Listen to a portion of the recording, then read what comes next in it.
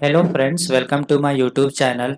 हम लोग programming for problem solving के वीडियो लेक्चर सीरीज में हमने इसके एडवांटेज इंपॉर्टेंस को कवर कर लिया है। आज हमें जो टॉपिक कवर करना है उसका नाम है disadvantage of programming for problem solving. तो आज हम लोग इसके डिसएडवांटेज, लिमिटेशन बोलिए, ड्रॉबैक्स बोलिए या प्रॉब्लम्स बोलिए, चैलेंजेस बोलिए, बातें की है। तो हम लोग आज इसको कवर करेंगे कि हम लोग आज जानेंगे कि एक्चुअल में पीपीएस में कौन कौन से चैलेंजेस या प्रॉब्लम्स या डिसएडवांटेज हमें देखने को मिलता है। तो एक्चुअल में देखिए, दुनिया में हर चीज़ का कुछ ना कुछ एडवांटेज और कुछ ना कुछ डिसएडवांटेज होता है। तो आज हम लोग पीपीएस का डिसएडवांटेज को कवर करेंगे और जानेंगे कि कौन-कौन से ऐसे प्रॉब्लम्स या चैलेंजेस हैं जो एज़ ए प्रोग्रामर को, एक कोडर को मतलब कि फेस करना होता है। तो देखिए यहाँ पे लिखा गया है, there are following disadvantage of programming for problem solving. First, complexity को लेके प्रॉब्लम्स आ सकता है आपको, time consuming, maintenance and updates, dependence of technology, learning curves. तो इन सारे पाँचों पॉइंट्स को लेके और भी बहुत सारे चैलेंजेस हैं। तो वो सारे चैलेंजेस में भी मैंने फिफ्थ पॉइंट ही यहाँ पे मेंशन किया है। तो और भी आप नेट्स वगैरह से सर्च करके देखिएगा। तो हम लोग आज इन पाँचों पॉइंट्स को डिटेल में थोड़ा मतलब कि कवर करने का कोशिश करेंगे। तो इन सारी चीज़ों को लेके आपको मतलब कि पीपीएस में डिसएडवांटेज या प्रॉब्लम या चैलेंजेस आपको देखने को मिल सकता है। देखिए, फर्स्ट पॉइंट को हम लोग कवर कर रहे हैं, कॉम्प्लेक्सिटी। मान के चलिए कि देखिए, इसको मैं पूरा पढ़ नहीं रहा हूँ, बट इसको मैं अपने शब्दों में आपको समझा देना चाहता हूँ कि जैसे एक्चुअल में जब एक प्रोग्रामर, एक कोडर जब कोडिंग करता है किसी भी प्रॉब्लम को लेके, तो हो सकता है कि वो प्रॉब्लम अगर कॉम्प्लेक्स हो और वो अगर बिगिनर लेवल पे उसको स्टार्ट किया है, तो वो वहाँ के लिए उसको कोड लिखना या उसको मतलब कि समझना, तो वो थोड़ा-सा उसके लिए चैलेंजिंग या डिफ़िकल्ट हो सकता है। जैसे कि अभी मान चलिए कि आप लोग फर्स्ट ईयर के स्टूडेंट हैं, या तो कोई-कोई हो सकता है कि ऐसे स्टूडेंट भी होंगे जो फर्स्ट टाइम मतलब कि कोडिंग मतलब कि पढ़ रहे हैं या प्रोग्रामिंग इससे पहले उन्होंने कभी नहीं किया है। फर्स्ट टाइम मतलब कि वो सी मतलब कि पढ़ रहे हैं या तो प्रोग्रामिंग सब्जेक्ट को पढ़ रहे हैं। तो हो सकता है कि किसी को जल्दी समझ में आएगा, किसी को हो सकता है कि थोड़ा पढ़ने के बाद या इसके ऊपर काम करने के बाद समझ में आएगा। तो आपको एज़ ए स्टूडेंट आपको इसको छोड़ना नहीं है, इसके पीछे लगे रहना है। एक-एक चीज़ को मतलब कि धीरे-धीरे समझते रहना है, क्योंकि मैं आपको ऐसा भी नहीं बोलूँगा कि चीज़ें बहुत आसान है, क्योंकि प्रोग्रामिंग थोड़ा-सा कॉम्प्लेक्स रहता है। जब आप इसके ऊपर मतलब कि कम्फ़र्ट हो जाइएगा, आप इसके ऊपर थोड़ा प्रैक्टिस कर लीजिएगा और आप एक बार एटलीस्ट एक लैंग्वेज को बहुत अच्छा से जब आप सीख लीजिएगा, तो डेफ़िनेटली आपका प्रोग्रामिंग जो स्किल है या तो जो प्रोग्रामिंग को लेके जो एक पकड़ होना चाहिए, वो डेफ़िनेटली आपका ठीक हो जाएगा। तो मैं एज़ ए बिगिनर लेवल पे नहीं बोलूँगा कि जब स्टार्टिंग लेवल पे जब इसको स्टार्ट करिएगा, तो डेफ़िनेटली ये थोड़ा टफ़ होता है। तो आपके लिए जो कोडिंग करना या तो फिर कोड को समझना, अंडरस्टैंड करना और कैसे हमें प्रोग्रामिंग करना है, तो इसको लेके थोड़ा-सा दिक्कत होता है। तो देखिए, थोड़ा-सा डिफ़िकल्ट रहता है, मैं इसको आपको आसान है ऐसा भी नहीं बोलूँगा, क्योंकि देखिए, पढ़ाई-लिखाई अगर इतना ज़्यादा आसान होता तो हर घर से 2-2 आईएएस और 1-1 आईपीएस होता। तो आप ऐसा समझ लीजिए कि रियली मतलब कि बीटेक या इंजीनियरिंग जर्नी थोड़ा-सा डिफ़िकल्ट होता है। आपको इसमें पैशंस के साथ 4 साल का एक तपस्या है, उस तपस्या को पूरा कंप्लीट करना होता है। तो आप ऐसा बोल सकते हैं कि अगर आप सीएस बैकग्राउंड से खासकर अगर हैं, तो आपको प्रोग्रामिंग बहुत अच्छा से पकड़ होना चाहिए इसके ऊपर, सो दैट कि आप इसके ऊपर प्रोग्रामिंग वगैरह कर पाओ। कल डेट में आप किसी भी ऑर्गेनाइज़ेशन या कहीं पे भी जब आप काम करिएगा, तो आपको रियल में प्रोग्रामिंग ही करना होगा। तो यही चीज़ को यहाँ पे बोला जा रहा है कि आप किसी भी सेक्टर में कल डेट में प्रोग्रामिंग जब करिएगा, तो आपको वहाँ पे कॉम्प्लेक्सिटी, डिफ़िकल्टी का सामना करना पड़ सकता है। कोड को समझना, लिखना, उस प्रॉब्लम को कैसे टैकल करना है, कैसे आगे प्रोसीड करना है, तो उसको लेके हमें हमेशा एक कॉम्प्लेक्सिटी का सामना करना पड़ता है इन प्रोग्रामिंग में। तो वही चीज़ को यहाँ पे बोला जा रहा है। तो मान चलिए कि यही चीज़ को यहाँ पे बोला गया जा रहा है, सोफिस्टिकेटेड एल्गोरिदम या कोई एडवांस प्रोग्रामिंग टेक्निक या कोई आप एडवांस प्रॉब्लम को कोई सॉल्व कर रहे हैं, तो उसमें भी आपको प्रॉब्लम्स या कॉम्प्लेक्सिटी आपको देखने को मिल सकता है। जैसे यहाँ पे देखिए लिखा गया है कि मान चलिए कि आप कोई एक एआई सिस्टम के लिए अगर कोई सॉफ्टवेयर्स वगैरह मतलब कि बिल्डअप कर रहे हैं, बना रहे हैं, तो डेफ़िनेटली आपको बहुत सारे चैलेंजेस का सामना करना पड़ सकता है, क्योंकि एआई सिस्टम का जो कोडिंग होगा, जो प्रोग्रामिंग होगा, वो तो मतलब कि आप नहीं बोल सकते कि एकदम नॉर्मल मतलब कि सीधा लिख दिए और हो जाएगा, ऐसा नहीं होगा। तो वो थोड़ा कॉम्प्लेक्स होता है। तो उन सिनेरियोज़ में आप बोल सकते हैं कि प्रोग्रामिंग थोड़ा डिफ़िकल्ट होता है, कोडिंग करना थोड़ा डिफ़िकल्ट होता है। तो हर मतलब कि स्टूडेंट के लिए आसान नहीं होता है। तो आप ऐसा बोल सकते हैं कि प्रोग्रामिंग एक ऐसा कंसेप्ट है, एक ऐसा फ़ील्ड है, जिसमें मतलब कि हर कोई अच्छा कमांड्स नहीं बना पाता है। इसमें कॉम्प्लेक्सिटी हमेशा रहता है। तो इसकी वजह से देखिएगा कि बहुत आदमी को का प्रोग्रामिंग थोड़ा वीक होता है। लेकिन आप काम करते रहिए, 4 साल अगर आप बहुत अच्छा से मेहनत करते हैं, हर सेमेस्टर में थोड़े-थोड़े कोडिंग्स वगैरह हमेशा आप लगातार करते रहिएगा, तो जो कॉम्प्लेक्सिटी है प्रोग्रामिंग को लेके वो डेफ़िनेटली आपका दूर हो जाएगा। मान चलिए कि जितने भी छोटे-छोटे प्रॉब्लम्स हैं या तो जो भी मतलब कि प्रोग्रामिंग में देखिएगा बहुत सारे प्रॉब्लम्स हैं, उन सारे प्रॉब्लम्स के ऊपर आप मतलब कि बिगिनर लेवल से हाई लेवल तक का कोडिंग वगैरह मतलब स्टेप बाय स्टेप अगर आप करते रहिएगा, तो डेफ़िनेटली आपका जो कॉम्प्लेक्सिटी है वो दूर हो जाएगा। बट इतना जान लीजिए कि जब आप सी पढ़िए, चाहे पाइथन पढ़िए, चाहे जावा पढ़िए, पीएचपी पढ़िए, कोई सा भी लैंग्वेज पढ़िए, बिगिनर को फर्स्ट लेवल में हमेशा दिक्कत होता है, लेकिन आपको इससे भागना नहीं है, इस पे आपको बने रहना है। क्योंकि मुझे पर्सनली मतलब एक डायलॉग याद आ रहा है एक मूवी का, मिस्टर मजनू का। उसमें देखिए वो चीज़ को बोलता है कि आपके सामने अगर प्रॉब्लम है तो उसको छोड़ नहीं देना है, भाग नहीं देना है। आपको अपना मेथड, आपका तरीका आपको चेंज करना है। ऐसा नहीं होगा कि वहाँ पे डायलॉग में यही बोला गया था कि आपको जो एक्चुअल में जो प्यार करने वाली उसको छोड़ नहीं देना है। मतलब उसका तरीका, प्यार जताने का तरीका आपको मतलब कि अलग रखना है, सो दैट कि आप मतलब वो चीज़ को और अच्छा से कर पाइएगा। तो आप ऐसा समझिए कि प्रोग्रामिंग भी एक ऐसा ही है, जैसे एक सीएस कंप्यूटर साइंस के स्टूडेंट के लिए ये थोड़ा डिफ़िकल्ट होता है, तो उसको भी यही चीज़ को करना है कि आपको अपना तरीका, अपना मेथड, अपना क्या बोलते हैं, जो करने का वे है, मतलब कि प्रोग्रामिंग का जो कोडिंग का वे है, सोचने का जो तरीका है, वो चीज़ को आपको बदलना होगा, तब जाके आप इसमें मतलब कि और अच्छा इसको कर पाइएगा। मान चलिए कि हार्ड तो लगता है, तो हार्ड लगता है तो इसका मतलब ये नहीं कि आप उसको छोड़ दीजिए, आपको उसके पीछे लगे रहना है। तो एक्चुअल में प्रोग्रामिंग में हमेशा आपको कॉम्प्लेक्सिटी का सामना करना ही पड़ेगा। तो एक्चुअल में इस कॉम्प्लेक्सिटी को आपको मतलब कि डिफरेंट-डिफरेंट तरीका से, डिफरेंट-डिफरेंट अप्रोचेस से या तो डिफरेंट-डिफरेंट मतलब कि और भी जो सॉल्यूशन पॉसिबल है, वो सारे चीज़ों को आपको सोचना होगा और मतलब कि जो आपको प्रॉब्लम असाइन होगा, उसको आपको सॉल्व करना होगा। तो आप इसी टाइप से मतलब कि जनरली कॉम्प्लेक्सिटी को आप दूर कर सकते हैं। तो प्रोग्रामिंग में हमें कॉम्प्लेक्सिटी का सामना करना होता है।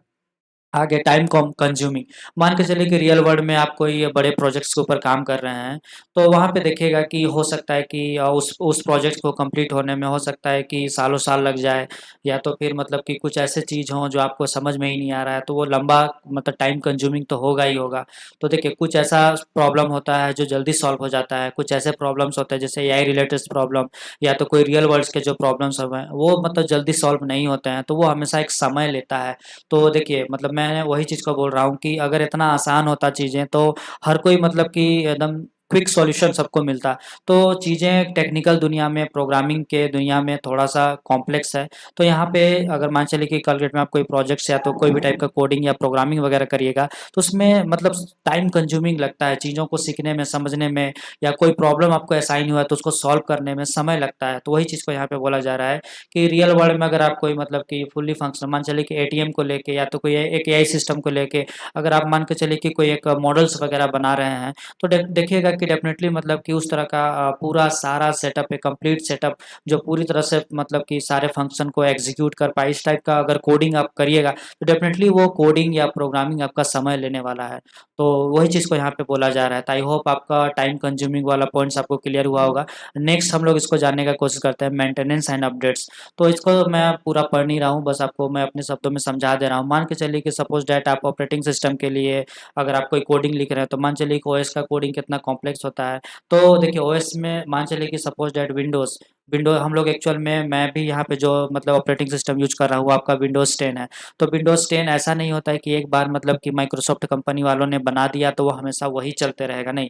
इसमें हर 6 महीना में, 1 महीना में या तो साल में हमेशा कुछ ना कुछ अपडेट्स या कुछ ना कुछ चेंजेस हमेशा आते रहता है। इसको हमेशा मेंटेन करने की ज़रूरत पड़ता है। इसके कोड को हमेशा मतलब कि इसमें कुछ-कुछ नए फीचर्स को ऐड करना हो या तो फिर मतलब कि कुछ ऐसे प्रॉब्लम्स वगैरह भी आ सकता है, तो वो सारी चीज़ों को दूर करना होता है, फिर से अपडेट करना होता है। या तो मान चलिए कि अगर आप इसको ऐसे नहीं समझ रहे हैं, तो मैं आपको एक अलग सिनेरियो हट के समझाना चाहता हूँ। मान चलिए कि सपोज़ दैट आप किसी ऑर्गनाइज़ेशन में काम करते हैं और आपको एक वेबसाइट बनाना है। तो मान चलिए कि आपने एक वेबसाइट को बहुत अच्छा से बनाया और वेबसाइट बना के अगला जो आपके कस्टमर है उसको आपने सबमिट दे दिया उसको। तो ऐसा थोड़ी होगा कि वो हमेशा ज़िंदगी भर उसी वेबसाइट को चलाते रहेगा। उसको कल के डेट में ऐसा भी तो हो सकता है कि उसको कोई चीज़ को अपडेट कराना हो या तो कोई और भी मतलब नया फीचर उसमें ऐड करना हो। तो अगर किसी टाइप का रिक्वायरमेंट या अपडेट्स वगैरह पड़ता है, तो डेफ़िनेटली मतलब कि क्या होता है, जो सॉफ्टवेयर्स वो आपने जो उसको दिया बना के, तो उसमें हमेशा अपडेट या मेंटेनेंस या आप हमेशा बोलिए कि उसको मॉनिटरिंग का ज़रूरत पड़ता है। तो वही चीज़ को इसमें बोला जा रहा है कि देखिए जो एप्लीकेशन या सॉफ्टवेयर जो बनता है, उसमें हमेशा मतलब कि मेंटेनेंस या अपडेट का रिक्वायरमेंट्स हमेशा बना रहता है। तो ये एक इसका डिसएडवांटेज के तौर पे कंसिडर किया जा रहा है, क्योंकि ये देखिए सॉफ्टवेयर या प्रोग्रामिंग जो आप बना रहे हो या जो आप कोडिंग कर रहे हो, वो ऐसा नहीं है कि आपने एक बार लिख दिया तो वो हमेशा लाइफ टाइम मतलब चलते रहेगा, ऐसा नहीं होता है। हम लोग इसमें हमेशा मतलब कि चीज़ों को अपडेट करते रहते हैं, नए-नए फीचर्स को ऐड करते रहते हैं। हमेशा देखिएगा गूगल प्ले स्टोर में आपने जो भी वहाँ से आपने ऐप वगैरह डाउनलोड किया है, तो देखिएगा आपके मोबाइल में बहुत सारे बीच-बीच में अपडेट्स वगैरह आते रहते हैं। तो वो इसलिए आते रहते हैं क्योंकि उसके जो कोड है उसमें मतलब कि कुछ ना कुछ अपडेट परफॉर्म किया गया है, इसलिए वो आपको अपडेट के लिए मतलब नोटिफिकेशन वगैरह आ रहा है। तो एक्चुअल में जितने भी प्लेटफॉर्म मतलब कि रन हो रहे हैं, चाहे गूगल गूगल में आप गूगल प्ले स्टोर से आप जो भी ऐप डाउनलोड करते हैं, जैसे गूगल पे हो या फ़ोन पे हो, चाहे फिर आप फेसबुक हो, व्हाट्सएप हो, देखिएगा इसमें हमेशा अपडेट्स वगैरह आते रहता है। क्यों? क्योंकि ये समय के साथ इसमें और भी जो फीचर्स हैं या तो जो भी रिक्वायरमेंट्स हैं वो ऐड होते रहता है। तो वो अगर वो कोड में अगर एक बार चेंजेस हुआ और वो फिर से जब अपलोड होता है, तो डेफ़िनेटली वो आपके मोबाइल में मतलब कि एज़ ए नोटिफ़िकेशन आ जाता है कि आपको ऐप को अपडेट करना है। तो ये सारी चीज़ें जो हो पा रहा है, तो ये मतलब कि एज़ ए कॉम्प्लेक्सिटी के तौर पे, या तो फिर आप बोल सकते हैं कि एक मतलब कि कॉम्प्लेक्स टास्क है, मतलब कि ये हमेशा एक प्रोग्रामर को या तो जो ऑर्गेनाइज़ेशन है उसको हमेशा करते रहना होता है। ये एक थोड़ा-सा मतलब कि आप बोल सकते हैं कि ये डिफ़िकल्ट है। तो यही चीज़ को मतलब कि एज़ ए हम लोग यहाँ पे डिसएडवांटेज के तौर पे कंसिडर कर रहे हैं। तो मेंटेनेंस या अपडेट जो है यहाँ पे एक सॉफ्टवेयर को या एक प्रोग्रामर मतलब प्रोग्रामिंग को हमेशा रिक्वायरमेंट पड़ता ही है, या तो हमेशा बना रहता है, उसको ज़रूरत पड़ता है हमेशा, मतलब कि अपडेट या मेंटेनेंस का ज़रूरत हमेशा पड़ता है। वही चीज़ को यहाँ पे बोला जा रहा है। तो आई होप ये चीज़ आपका पॉइंट्स क्लियर हो गया होगा। अब हम लोग आगे बढ़ते हैं और जानते हैं कि डिपेंडेंस या तो फिर डिपेंडेंसी जो आपने सुना होगा कि चीज़ें डिपेंडेंट है किसके ऊपर, टेक्नोलॉजी के ऊपर। मान चलिए कि आप कोई प्रोग्रामिंग कर रहे हो ऑटोमेटेड सिस्टम के लिए, मतलब या कोई जो मतलब कि जो वल्नरेबिलिटी है, मतलब कि जहाँ पे दिक्कत आता है कोई भी चीज़ को लेके मतलब कि देखिए होगा क्या कि आप जब प्रोग्रामिंग करिएगा तो वो प्रोग्रामिंग एक्चुअल में किसी और प्लेटफॉर्म पे डिपेंड होगा।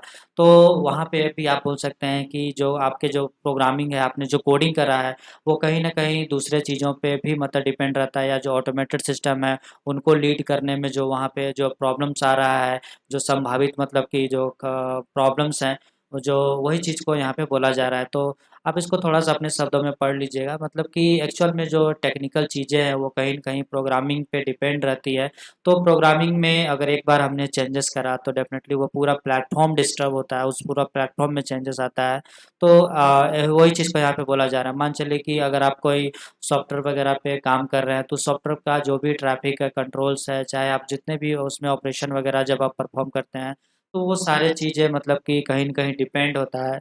तो वही चीज़ को बोला जा रहा है कि एक्चुअल में जब आप किसी रियल वर्ल्ड के किसी भी प्रॉब्लम के साथ जब आप काम करिएगा, तो वो प्रॉब्लम को जब आप सॉल्व करिएगा, तो जब देखिएगा कि उसमें बहुत सारे ऐसे चीज़ें होंगे, जो बहुत सारे चीज़ों पे डिपेंड करेगा। तो वो सारा डिपेंडेंसी जो है, वो एक कोडर को, एक प्रोग्रामर को मतलब कि एज़ ए डिसएडवांटेज के तौर पे यहाँ मतलब कि सामना करना पड़ता है। तो वही चीज़ को यहाँ पे बोला जा रहा है। तो आप इसको थोड़ा-सा अपने साइड से पढ़ लीजिएगा। बाकी मैंने आपको थोड़ा-सा अपने शब्दों में इसको समझा दिया कि एक्चुअल में जो टेक्निकल चीज़ें हैं, वो कहीं न कहीं मतलब कि कोडिंग पे, प्रोग्रामिंग पे डिपेंड होता है। तो वही चीज़ को बोला जा रहा है इसमें। फिर लर्निंग कर्व, मान के चलिए कि एक बिगिनर को जब कोई प्रोग्रामिंग लैंग्वेज को सीखना होता है, तो उसको बहुत समय देना होता है, डेडिकेशन देना होता है, तब जाके वो मतलब कि चीज़ों को अच्छा से सीख पाता है। विदाउट टेक्निकल बैकग्राउंड थोड़ा-सा ये डिफ़िकल्ट होता है चीज़ों को सीखना, वहाँ पे आपको बैरियर या बाधा का सामना करना पड़ सकता है, क्योंकि एक्चुअल में प्रोग्रामिंग सीखना सबके बस की बात नहीं है। बहुत स्टूडेंट आप में से भी ऐसे होंगे जिसको प्रोग्रामिंग अच्छा लगेगा, बहुत सारे ऐसे स्टूडेंट होंगे जिसको प्रोग्रामिंग थोड़ा-सा मतलब कि टफ़ लगेगा।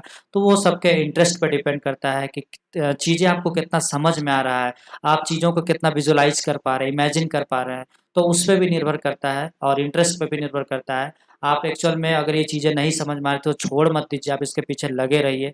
मेथड, तरीका जो भी चेंजेस करना है वो सारे चेंजेस करिए, और इसके ऊपर जो भी प्रैक्टिस करना है वो सारी चीज़ें करिए। डेफ़िनेटली मतलब कि ये चीज़ें जो है कॉम्प्लेक्स, वो आपका जो डिफ़िकल्टीज़ है वो दूर हो जाएगा।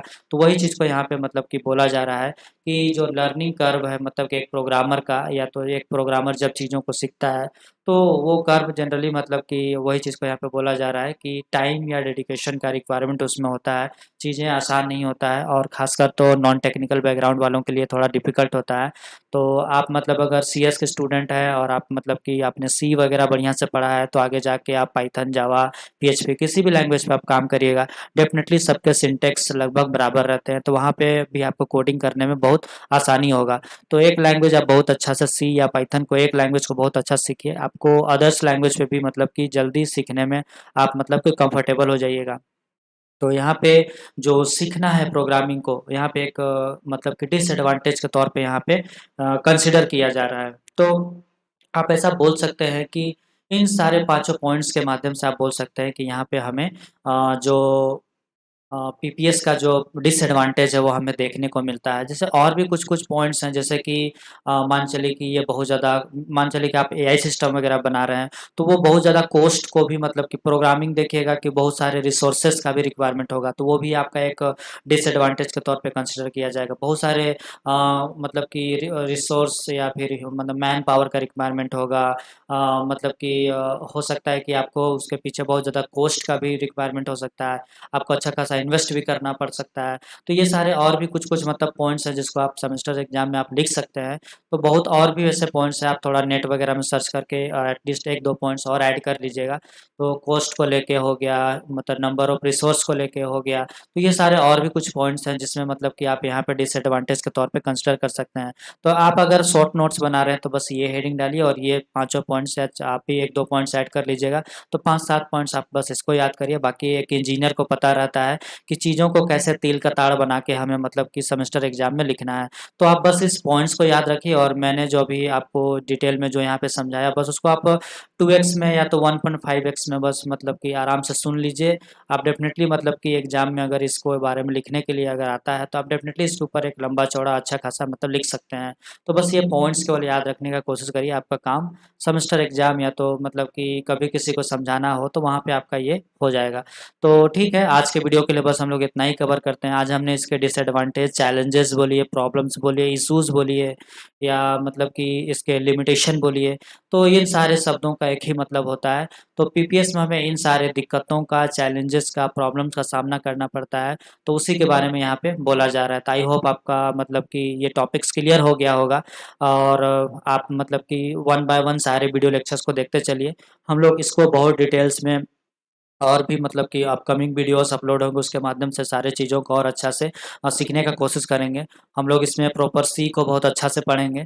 तो आई होप मतलब कि आप सारे वीडियो लेक्चर्स को फॉलो करते रहिए, देखते रहिए। आपका एक अच्छा नोट्स सेमेस्टर एग्ज़ाम को लेके या तो फिर आपके इस सब्जेक्ट के ऊपर जो एक कंक्रीट या फंडामेंटल नॉलेज जो बिल्डअप होना चाहिए वो डेफ़िनेटली होगा। मेरा जो इस सब्जेक्ट के ऊपर जो कमांड है मैं सारा पुट अप करने का कोशिश करूँगा। ठीक है, आज के वीडियो के लिए बस हम लोग इतना ही कवर करते हैं। नेक्स्ट वीडियो में हम लोग नेक्स्ट टॉपिक के साथ मिलते हैं। Thank you.